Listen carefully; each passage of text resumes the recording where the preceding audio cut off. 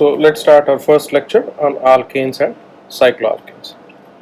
So in this lecture we'll discuss the introduction to alkanes, nomenclature of alkanes, so constitutional isomers of isomeric alkanes, relative stability of these alkanes, sources and what are the uses of alkanes, drawing the Newman projections, conformation analysis of ethane, propane and butane. So let's start with introduction. So if you take a general hydrocarbon, so we split hydrocarbons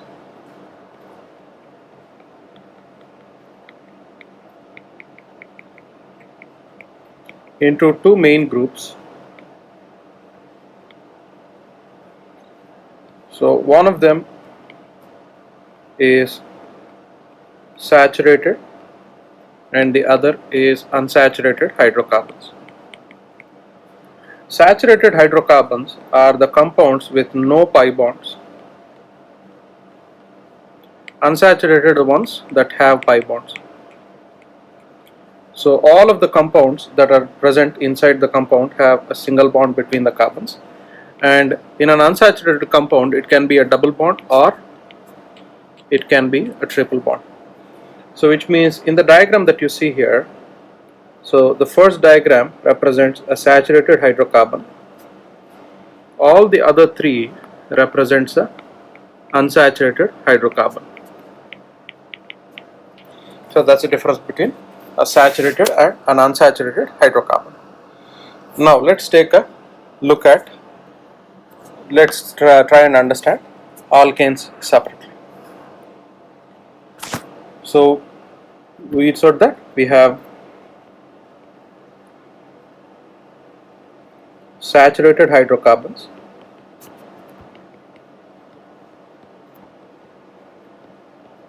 so saturated hydrocarbons are also called alkanes, and in unsaturated hydrocarbons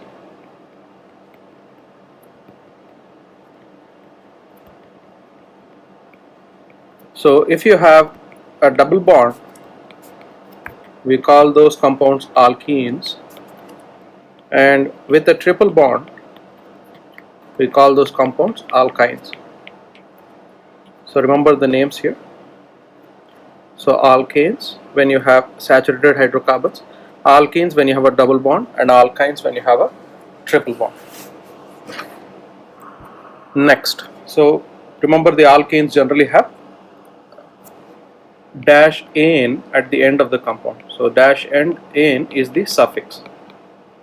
So suffix meaning that at the end of the word. We'll see how the nomenclature in general works. So next let's go to nomenclature.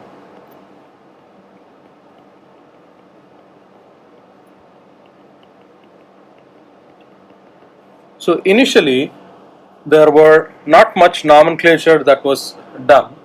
Most of the compounds that were used, for example, all the compounds that you see here are compounds with common names. For example, formic acid. Formic acid comes from the fact that this is isolated from ants, which were generally called formica in Latin. So that's why the name formic acid. Urea comes from the word urine. Morphine comes from the Greek god of dreams, Morpheus. Barbutric acid was named by Adolf von Baer, who named it after a woman called Barbara. So these were names that were commonly given based on the common language that was shared by these chemists. So a large number of these chemists wanted to understand whether we could create a common nomenclature. So out of that curiosity came the IUPAC nomenclature.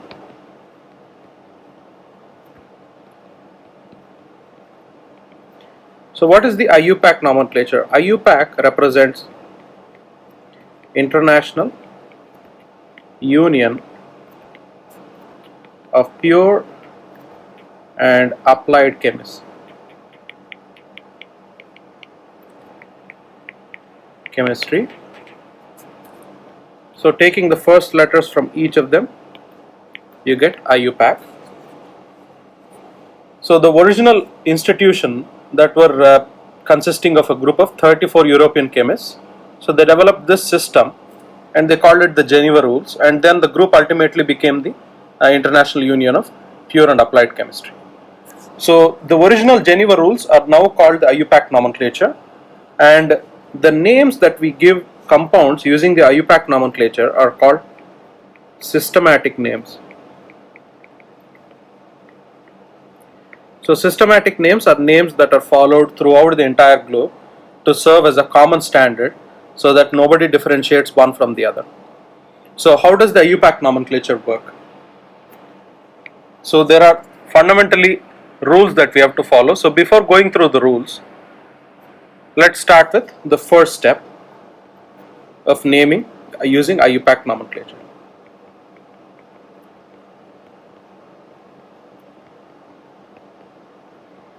So the first step in IUPAC nomenclature is to identify the parent chain.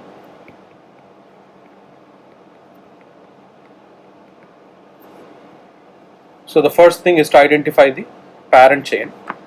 The name parent chain also indicates the term longest chain. So when we represent a certain compound, let's take a simple example.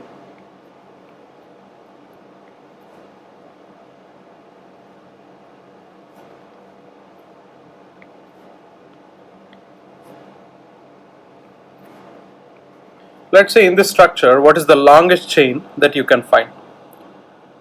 So the idea for choosing the longest chain is the one that has, so the longest chain is the one that has the highest number of carbons.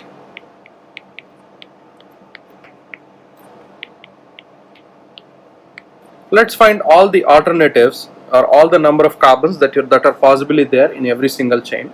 Let's start with one of them. So let's say 1, 2, 3, 4, 5, 6, 7 and 8. So this is, in this red part we have 8 carbons.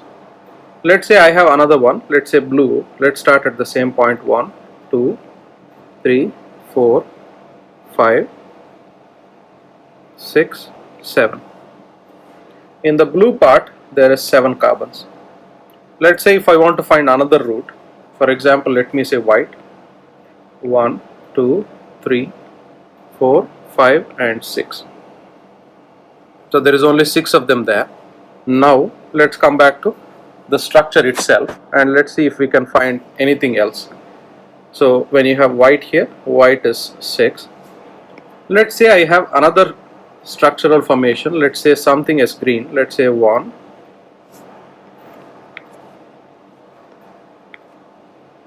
Let's say 1, 2, 3, 4, 5, 6, 7. So in this, so I'm sorry, I think we've already done that. Let's say now we are going towards another chain. So the maximum that you can get here is 8 in this structure. So which means that the longest one is the one that has 8 carbons, so which means the red structure.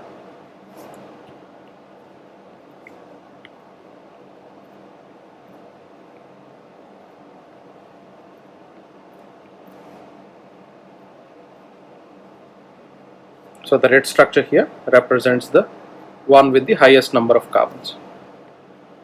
So 1, 2, 3, 4, 5, 6, 7 and 8. So this is the longest chain possible. Now how do you name these compounds based on the number of carbons? So to name them using the number of carbons, we use a nomenclature that gives the number of carbon atoms a certain prefix. So we use prefixes to represent the common names that we have. If you have one carbon atom,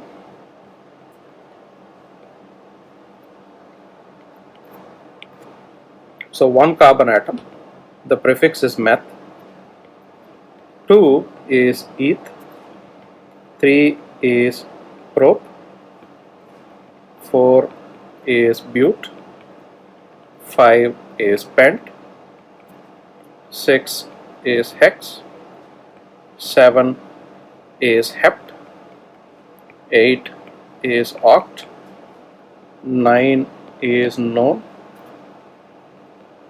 10 is dec. If you want to go beyond 10, for example, if it's 11, we say UN, so UNDEC. If it is 12 carbons, we call it DODEC. If it is 13 carbons, we write TRIDEC. 14, we write TETRADEC. 15, we write PENTADEC. And if you have 20, we write ICOS.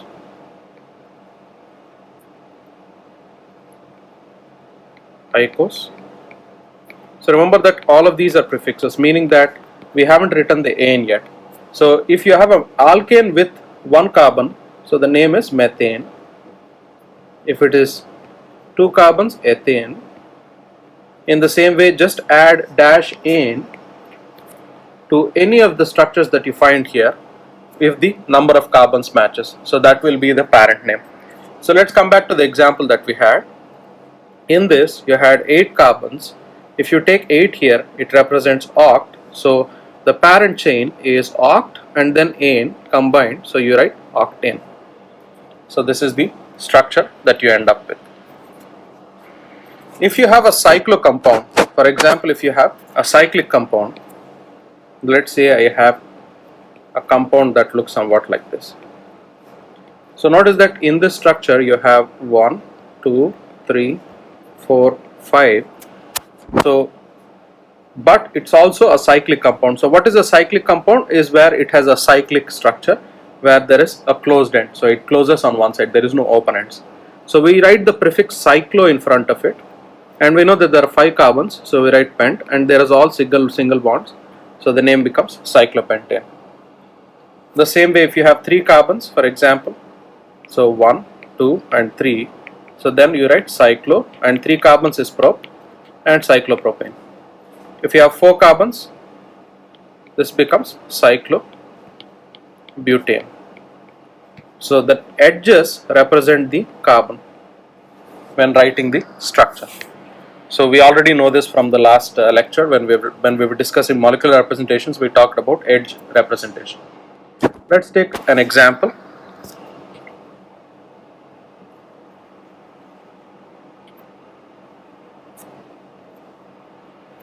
So let's take an example of a compound. Let's say we have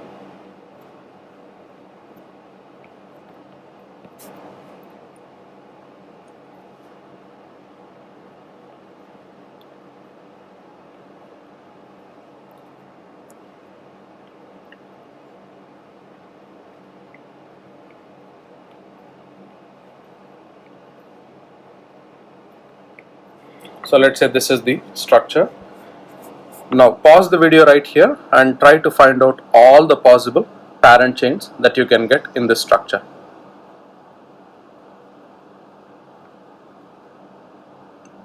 So if you notice that in this structure you will end up with 2 parent chains. One of them is, let me write it in white. So 1, 2, 3.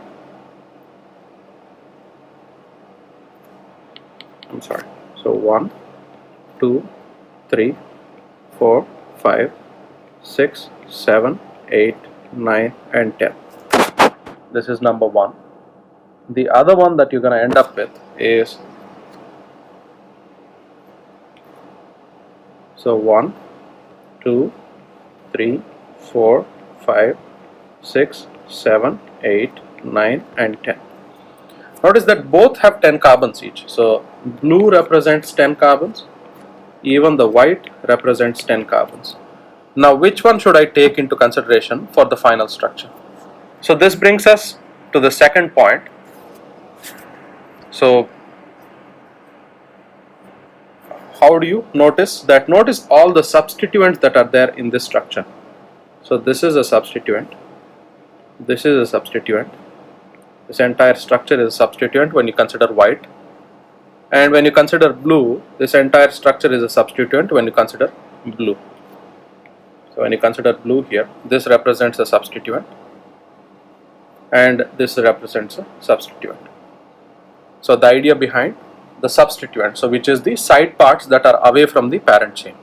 So remember the word substituent is any structure outside the parent chain.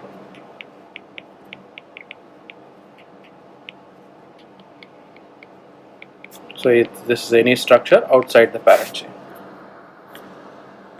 So now you try some examples.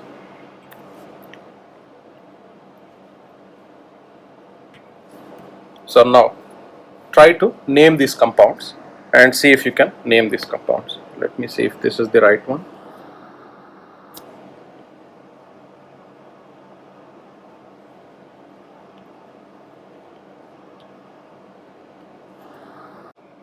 So pause the video right here and try to solve this problem. So let me do one of them so that you get used to it.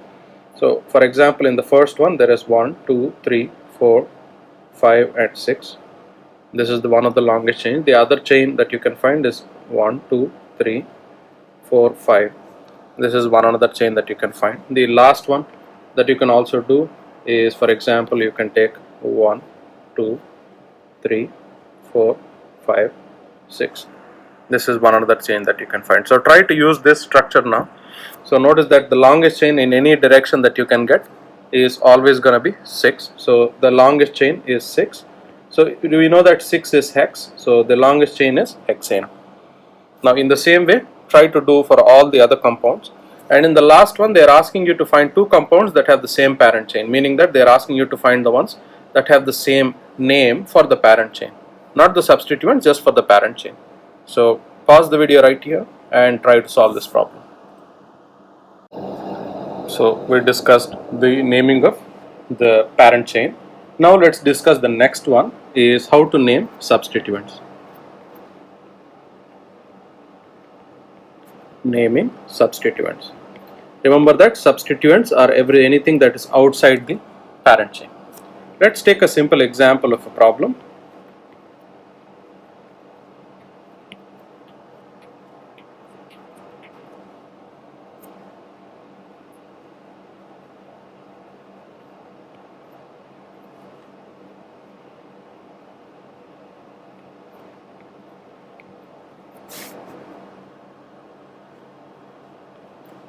So in this structure, the parent chain is this long chain carbon structure. So this is the parent chain. So everything outside this is the substituent. So the substituents here are, this is number 1, this is number 2, and this is number 3. So there are 3 substituents here, and we have to name these 3 substituents. So all substituents are called alkyl groups.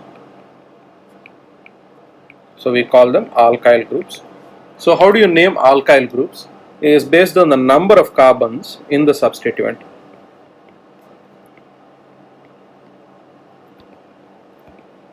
So we name them based on the number of carbons in the substituent. If it has 1 carbon, the name is methyl. So if it has 1 carbon, it is methyl. If it is 2 carbons, it's ethyl.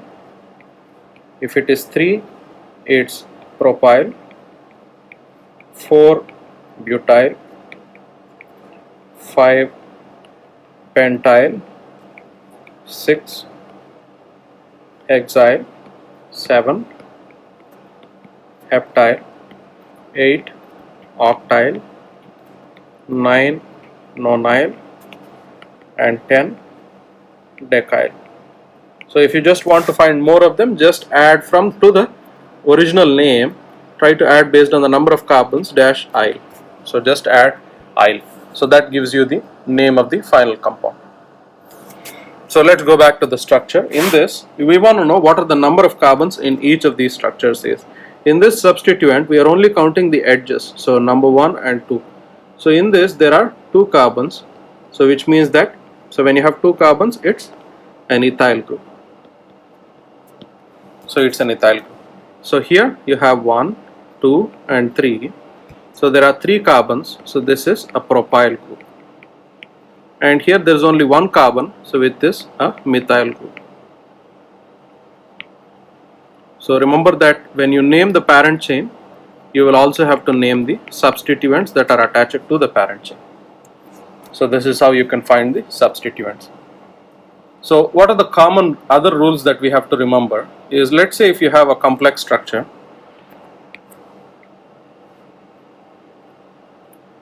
so let's say you have a structure like this.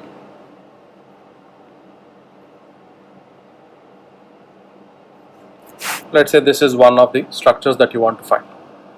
So which one is considered as a substituent? Notice that there are two separate structures here. One structure is the cyclohexane and the other structure is this 3-carbon chain. Which one do I consider the parent? The parent is the one with the largest number of carbons, even though if it is cyclic or not. So which means that this here becomes the parent chain. So this here becomes the parent chain and this becomes the substituent. How will you name this now? Is you have 3 carbons, 1, 2 and 3. There are 3 carbons, so which means this is a propyl group. So this becomes propyl and the parent name is cyclohexane. So we write cyclohexane. Why cyclohexane? Remember there are 6 carbons, 1, 2, 3, 4, 5 and 6. So there are 6 carbons, so hexane, and it's a cyclic structure, so propyl cyclohexane. So this is how you can name the structure. What if you have a structure that has the same number of carbons in a cyclic and acyclic structures? Let's say if this is one of the structures, notice that here there are 2 structures again. This is one structure and this is the other structure. There are 3 carbons here and there are 3 carbons here. So which one should I consider as the one? Always consider the open one in comparison with the closed one. So which means that in this structure this becomes the substituent. So the cyclic structure becomes the substituent and the main structure becomes the parent. So cyclic structures, when you have the same number of carbons in both the structures, always choose the acyclic structure as the parent. So now this structure has 3 carbons, so this is propane and this is a cyclopropane, so but it's a substituent, so the name becomes cyclopropyl. So the name becomes cyclopropyl propane. So this is how you can write the structures when you have substituents. So let's take an example and let's see if you can understand how to name the substituent and the parent.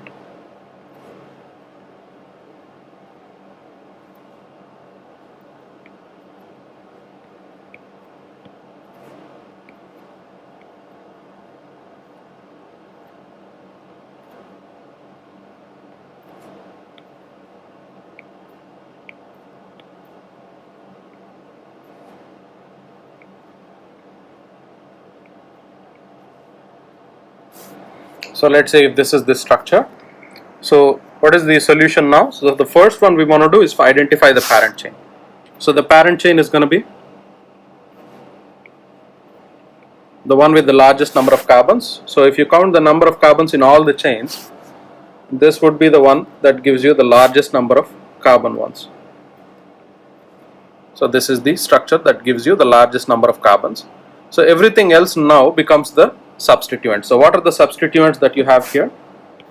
So this is 1, 2, 3 and 4. So these are the substituents that you have in the entire reaction. Now let's look at the number of carbons in the parent chain. So you have 1, 2, 3, 4, 5, 6, 7, 8, 9 and 10. So we know that 10 represents dec and it's a alkane, so decane. Next let's name the substituents that are there. The substituents in each of them are, so this is 1 carbon, so this is a methyl. Next you have 2 carbons here, so this is the ethyl group. Next you have 1, 2 and 3, this is a propyl group, and you have 1 carbon here, again this is a methyl group. So this is how you can differentiate from the parent. So the parent chain is decane and these are all the substituent. So this is how you can determine the substituent separately from the parent chain structure. So now let me give you some examples.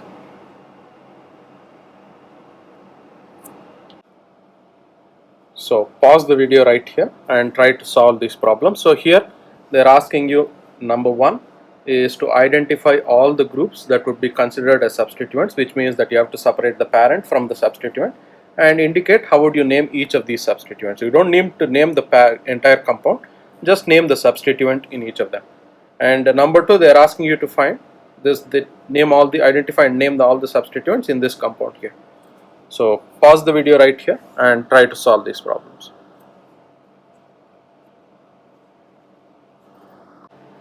So next, let's discuss how to name complex substituents. So what we discussed until now is simple substituents. Let's discuss complex substituents. So what are complex substituents? For example, if you take this structure here, this is the parent chain and this is the substituent. But the substituent here is a little more complex than usual because there is a side chain to the substituent in itself. So here when you name substituents that you already have, here also we'll have to name the number of carbons. So there is 1, 2, 3 and 4.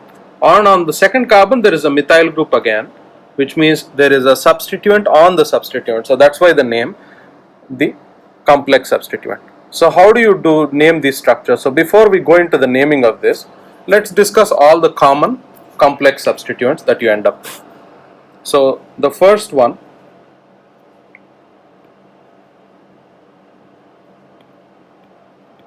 let's say there is some parent chain. To that parent chain, let's say there is an attachment of a substituent that looks like this. So in this you have 1, 2 and 3 carbons. So this is a propyl group. Let's say we have a little more complex structure. Let's say I have a parent chain. To this parent chain, let's say I have a structure that looks like this. Here notice that it's a structure that has 3 different carbons, but they are attached in a different structure. If you had to name this structure as a separate group, if you had to name this one as a separate group, one way to name it would be to name it as a regular structure and then give it at the end "-ile". So this is an ethane with a methyl group. So we can write 1-methyl ethyl. So this is the name, but the common name for this structure, if this is the general structure, is isopropyl.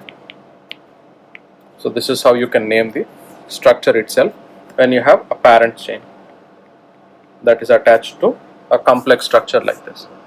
Let's see other examples of this and see how to name them. So let's see other examples of complex structures like these. So one of them would be, let's say, a butyl group. If you had 4 carbons, so 1, 2, 3, 4 in the side chain, we would name it butyl. But if it's attached rather than the first carbon, if it's attached to the second carbon, then it's called sec-butyl. If it's attached to the second carbon, so if it is attached to the first carbon and the second carbon branches on to 2 others, we call that isobutyl. And if that carbon attaches and then splits it into 3 parts, we call that terbutyl. So the sec represents secondary, iso represents iso, meaning that it splits it into 2 equal parts, and terbutyl represents that it's splitting it into 3 equal parts, tertiary. So tert represents tertiary. So 1,1 dimethyl ethyl is represented as terbutyl. If you have 1 carbon and then 1 carbon then attaches to 2 more carbons, we call this isobutyl. And if you have 1 carbon that splits it into 2 equal groups, that is sec-butyl. So these are the names for when you have butyl groups. Let's say a complex structure, more complex structure, let's say a pentyl group. In a pentyl structure, you start with the pentyl group, which is having 5 carbons, but if it branches and then the last carbon splits it into 2 carbons, we call that isopentyl. and when the last carbon splits it into 3 equal carbons, then we call that neopentyl. So this is the structuring or the naming of the common names that we use for naming complex structures. Now let's take an example and see if we can name all the common names or all the complex substituents that we have. So let's take this structure. In this structure, let's try to classify all the substituents that you have in the structure. So we know that here this is the parent chain. So what are the substituents that you have? So this is number 1 and this is 2. Let's look at each of them. So you have 1, 2 and 3, and here it's splitting into 2 equal parts and it's 3, so this becomes isopropyl. Remember that there are 3 carbons here, that's why the name isopropyl, because it's splitting it into 3 equal parts. Next, here you have 1, 2, 3 and 4 carbons, meaning that it's a butyl group, and it's attached to the second carbon, so it becomes sec-butyl. So the first substituent here is isopropyl and the second substituent is sec-butyl. So this is how you can name substituents in the reactions.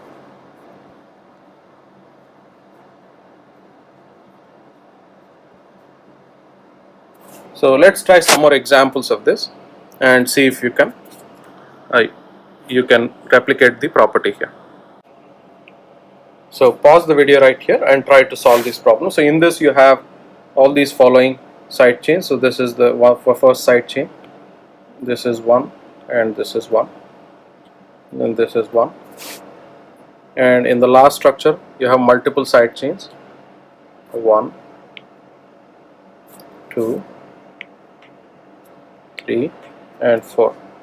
So try to name all of these side chains individually. So pause the video right here and try to solve this problem.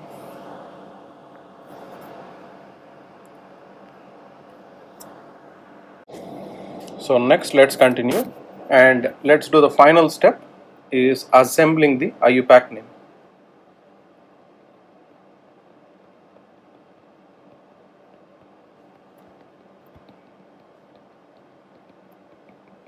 So we did everything now, so we want to do the last one, which is assembling the systematic name of the alkane. Let's take a simple example of this and let's try and understand how to name the total structure. Let's take this example here. So in this structure here,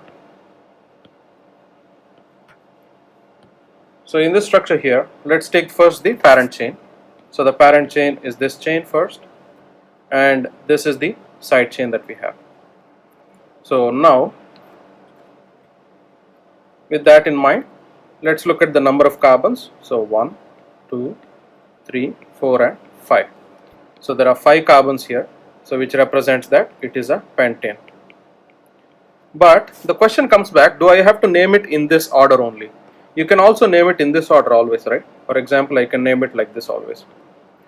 But why do we not do that is because the first rule is always give the substituent the lowest number possible. So if you go it in the front order, we get 2, but in the back order you get 4, so you don't want 4 the largest number, so you always give the 2 group. Now how do you give the, so what is the side chain here? You have a methyl group and it's on the second carbon, so we simply write it as 2-methyl pentane. So this is how you assemble the substituent name to the parent chain and represent the locant. So the locant here is basically the number. So the number, the carbon number, the substituent is attached to.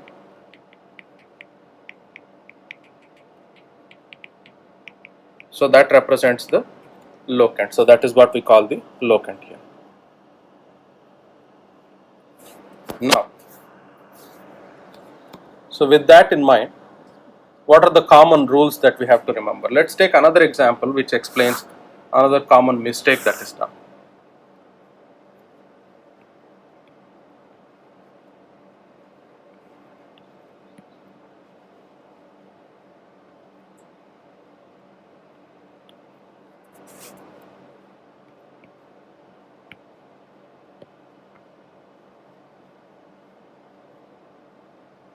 So let's say we have the same structure here.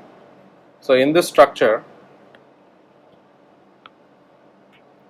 so we want to name, how do you name the substituents in this now? So let's take a look at each numbering order in one order and the other order again. So let's say we start from this order in the first one. So 1, 2, 3, 4, 5, 6 and 7. In here, let's try the reverse order. 1, 2, 3, 4, 5, 6 and 7. If you look at the substituents here, you have two substituents here. So there are two methyl groups attached, and here there is one methyl group.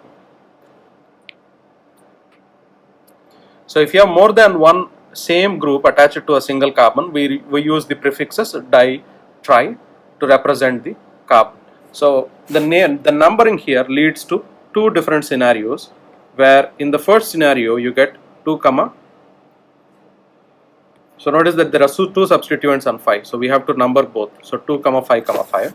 But in the second structure we get 3, 3, 6. So which do you take? If you have repetitive substituents, always give the structure, the first carbon, always give it the lowest number. So which one is correct here? So this one is correct. It's not the structure should have the least number, even though they are di-substituted, it doesn't matter. Meaning that if you have to give the structure, always give the lowest number. What if you had the same first one but different second ones in the structure? Let's take an example of this.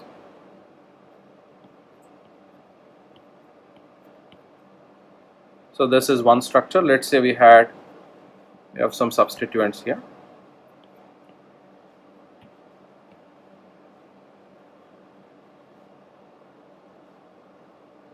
So let's say this is one structure here. Now in this structure, when you do it in one order, you get 1, 2, 3, 4, 5, 6 and 7. Let's say in the reverse order, we get 1, 2, 3, 4, 5, 6 and 7.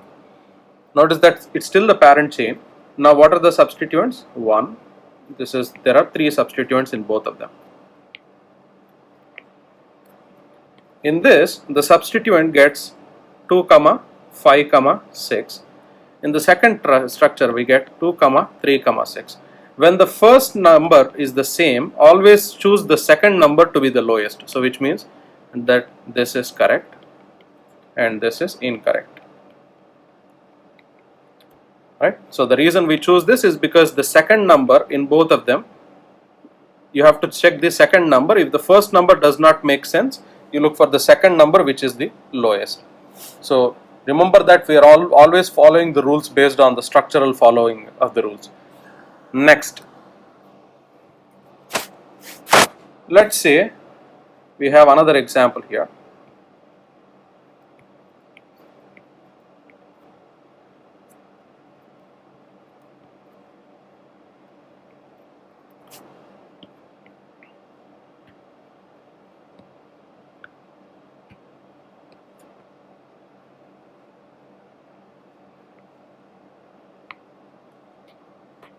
So let's say we have two structures here.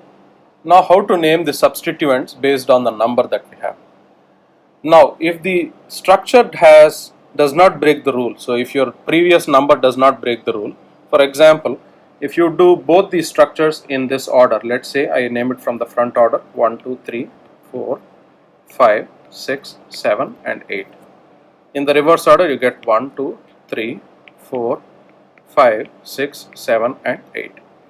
Now if you remember in the previous rule, we said that the second number, if it is the same, then what happens then?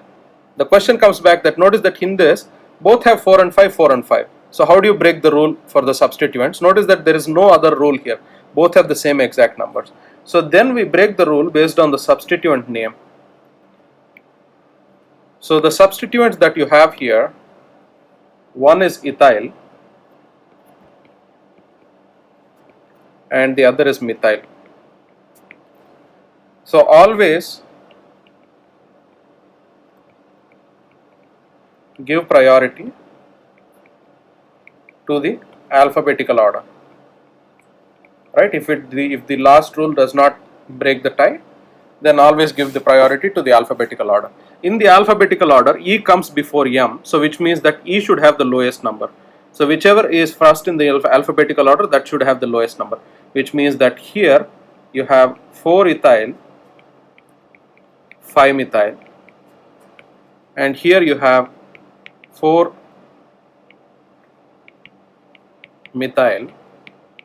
5-ethyl. So this is wrong, this is correct, because the lowest number is for the lower order. So this is how we can deal with the structure here. Next, what happens if you have a cycloalkane? So in the cycloalkanes also, all of them apply the same structure. Let's take an example of an exception.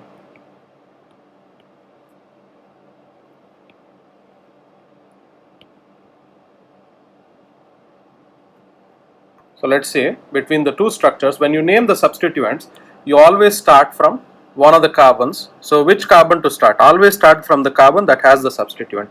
So when you have a cyclic compound, always start from where you have the substituent.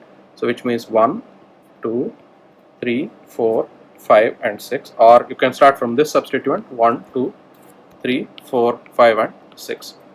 So which one should I give? If you name based on the substituents, notice that you get 1, 3, 3, and the second one becomes 1, 1, 3. So which should I give the priority here? So this gets priority because this is correct, because notice that even the first number is the same, the second number is 1, here the second number is 3, so which means that you cannot name this to be the smaller number. So when a substituent appears more than once, so if the substituent appears more than once, so use prefixes. So what are the prefixes? If it is appearing twice, di. If the same thing is appearing thrice, tri. 4 times, tetra, and 5 times, penta. So this is how you can name if they appear more than once. For example, in this compound, we knew that this is correct, so which means that all of them are methyl groups. Notice that all of them are methyl. So when you name this structure, we can name this as 1, 3 trimethyl, because there are 3 methyl groups, and cyclohexane. So this is how you can name the structure. So compiling everything, there are 4 main rules of the IUPAC nomenclature. So the first rule is identify the parent chain. So if it has identical parent chains, choose the one with the highest number of substituents.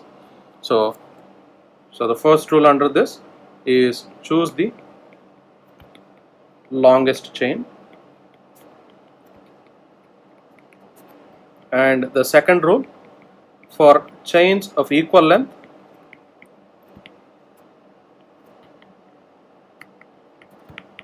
choose one with the greatest number of substituents. So if you have the same chain of equal length, then choose the one with the greatest number of substituents. The second rule is identify and name the substituents. So the third rule is number the parent chain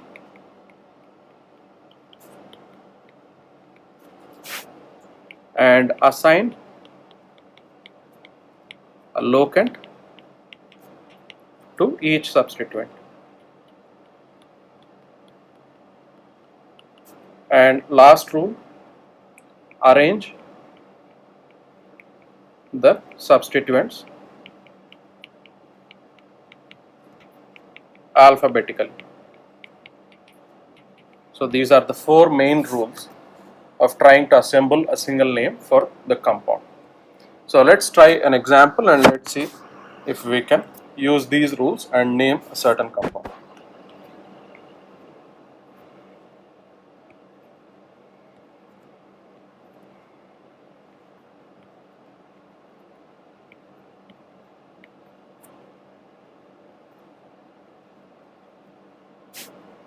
So in this structure now, let's try and name the first thing is we want to know the parent chain. So the parent chain is the one with the longest number of carbons. So I'm going to write the one that I know. So and you can try different versions and you can see if this is right or not. So this is the longest one. So it here have 1, 2, 3, 4, 5, 6, 7 and 8. Now when you give the numbering, always choose the one where you get the greatest number of substituents. Notice that in this way you get 1, 2 and 3. So you have 3 substituents that are there, and all of them are given in a certain order. So we have given them 2, 3 and 4 order. So when you write it, how will you write the structure now? How will you write the name now? So on the second one there is a methyl group.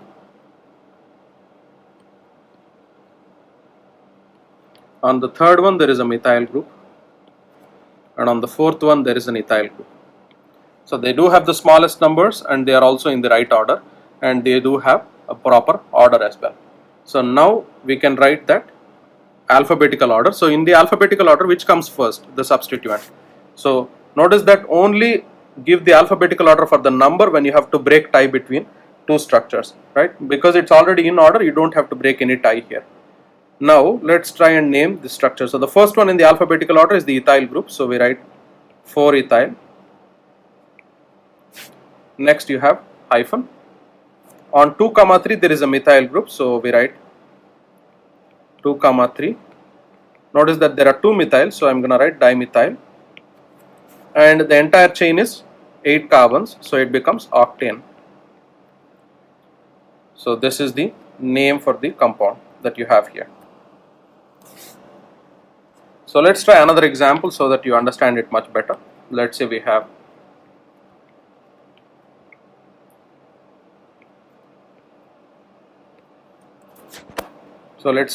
this structure here. Now let's try naming the longest chain that we have in this. So the longest chain is 1, 2, 3, 4, 5, 6, 7, 8, 9. So this would be the longest chain. You can check it. You can try and check different versions, and you will end up with the same thing that as I did. So now you have 1, 2, 3, 4, 5, 6, 7, 8 and 9. So the first name is already done, so which is nonane, and we have to find the substituent. So this is one substituent and this is the second one. Now the naming gives you the largest number for 4. When you do it in the reverse order, when you do the naming in the reverse order, you get, so this is not the right way to order the numbers. So what do you do now is order it in the right manner. So start from here. So 1, 2. So this is 1, 2, 3, 4, 5, 6, 7, 8 and 9. So always remember that the first one should get the smallest number. So here there is a methyl group on the third one and there is a methyl group on the sixth one. So the name becomes, and both are methyl, so they are both the same name. So we can write 3,6 dimethyl nonane. Don't give spaces between the names, just write it as a continuous name, so that let me write it as a clear name. So the structure is dimethyl nonane. So let's try some more examples of this.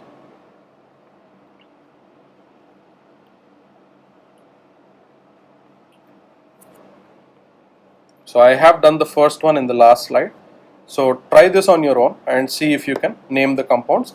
If also possible, try to draw the bond line structures for these compounds that are given below. Right? So try to choose from the name. Start with the parent chain. Remember that when you are doing from the parent chain, when you are doing here, you have to do the reverse, meaning that you have to first draw the parent chain and then based on the numbers name the substituents. So try this. Pause the video right here and try to solve this problem so that these act as a good practice versions for you. So let's go to the next topic, naming bicyclic compound. So what is a bicyclic compound? So a bicyclic compound is one that has two fused rings. So when you have a structure that has two different rings that are embedded inside one structure. So this is an example of a bicyclic structure. This same structure can be written this way.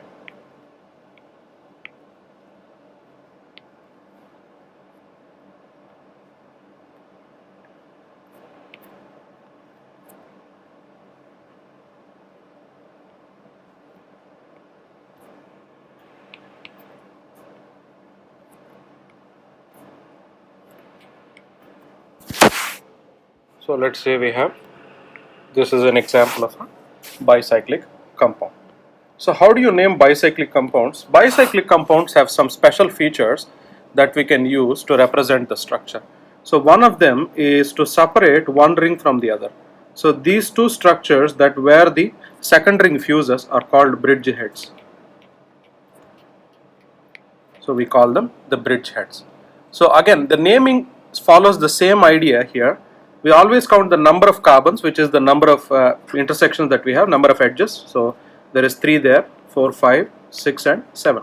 So it's still a heptane, but because there are 2 cycles, we write bicycloheptane.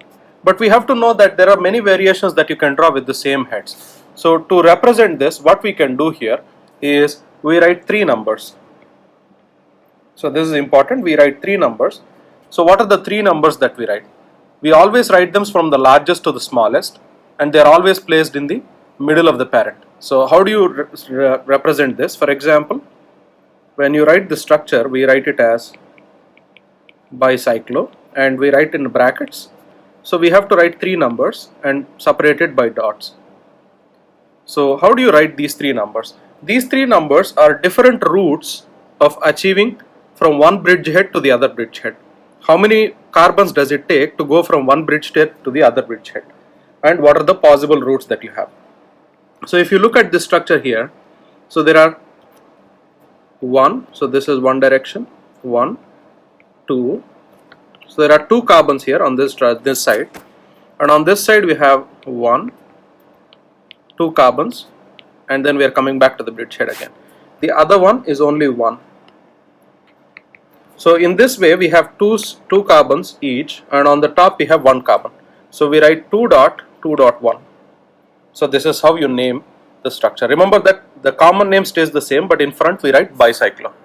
Let's take another example and see how the same structure works.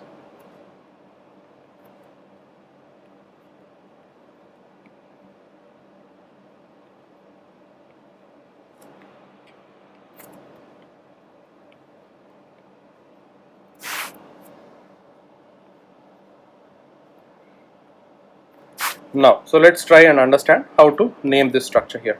Remember again, always count the number of carbons. So 1, 2, 3, 4, 5, 6 and 7.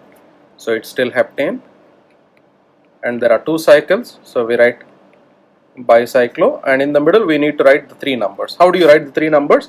So what are the bridge heads? So this is number 1. So this is the first bridge head, and this is the second bridge head. So if you go in this direction, there is only 1 carbon. If you go in this direction, there are 3 carbons. If you go in the top direction, there is 1 carbon. So always write it in the descending order. So 3 dot 1 dot 1. So this is the name for this compound, for a bicyclic compound. So let's take a little more complex structure.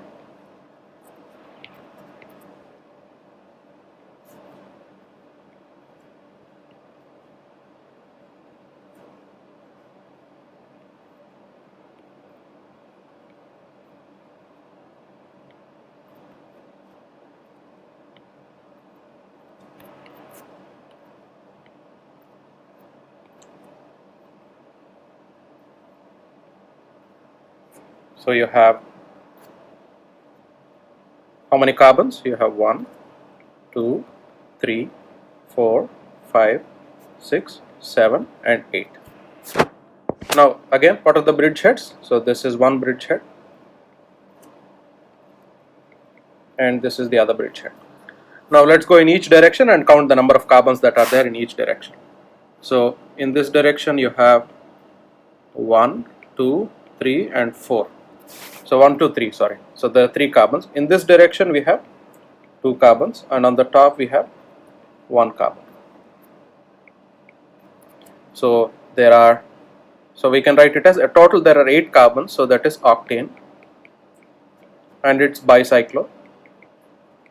So in the middle, what are the numbers here? In the descending order, 3 dot 2 dot 1, bicyclo octane.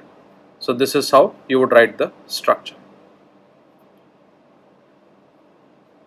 So when you name this, they name the compound, how would you name this compound? let's say in this structure we have, in this structure, let's take another example.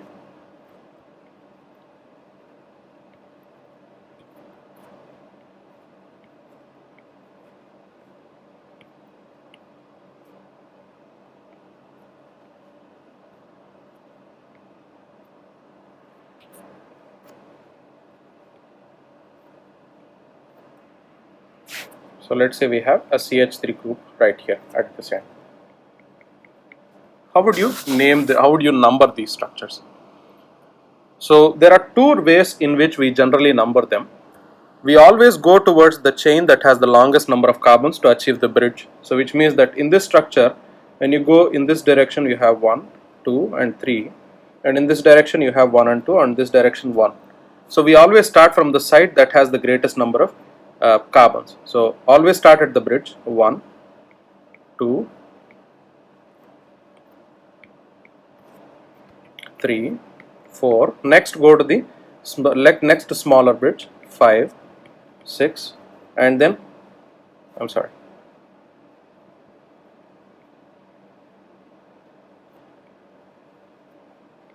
5, 6 and 7. Now the last one is the one that ends up becoming the structure. Now you can draw the reverse numbering as well, but when you try reverse numbering, when you draw, for example, let's say you start from the other bridge. If you start from the other bridge, you get 7 for CH3.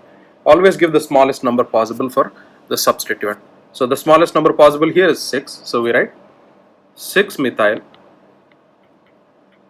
and we write bicyclo, and again write the three numbers. In one direction we have 3, in the other direction we have 2, 1, and there are a total of 8 carbons, so octane.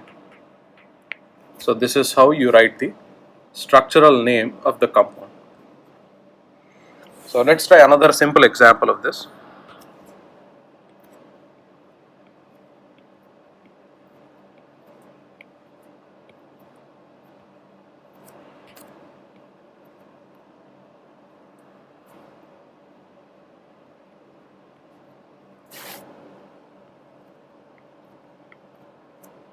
So in this structure now, how do you name the substituent? So first note down the main chain. The main chain is this structure that you have here, which is the main chain. Next, name the substituents that you have. So this is 1, 2, and this entire structure is one substituent.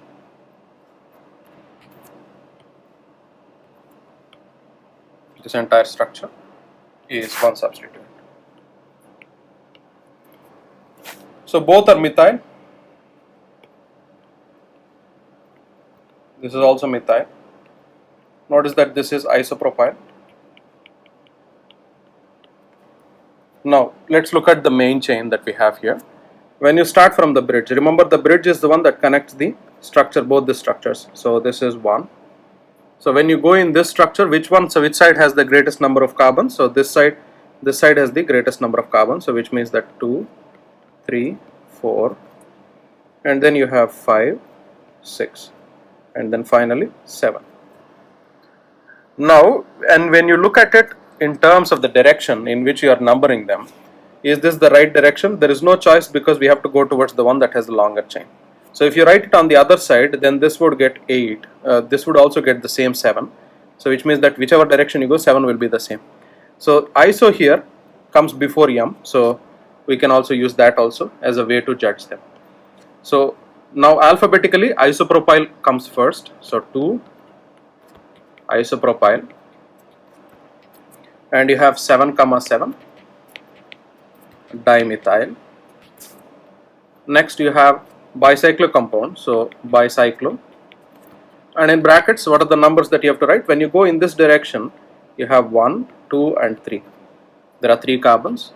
When you go in this direction, there are 1 and 2, so 2 carbons, and in this direction there is no carbon, so there's directly chain, so 0, and there is a total of 7 carbons, so that becomes heptane. So this is how you name this structure. So now let's try some more examples.